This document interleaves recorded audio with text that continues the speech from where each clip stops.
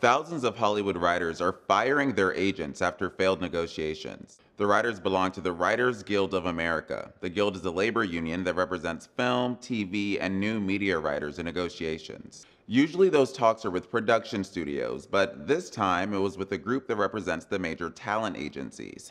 Until now, the working relationship between agents and writers were based on a 1976 agreement.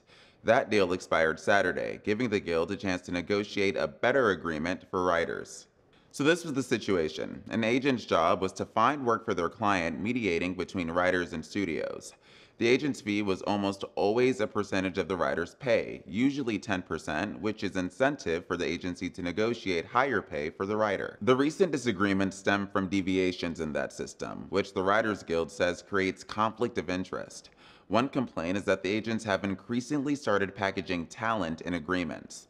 The agency gets a packaging fee from the studio but doesn't get the 10% of the writer's pay. Essentially, the agencies pocket more money while the writer gets less. Another disagreement has to do with agencies starting their own production companies.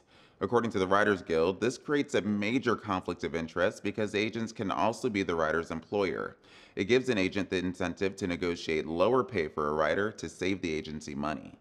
During negotiations with the Writers Guild, the agencies offered to be more transparent but refused to end the packaging fees or production programs.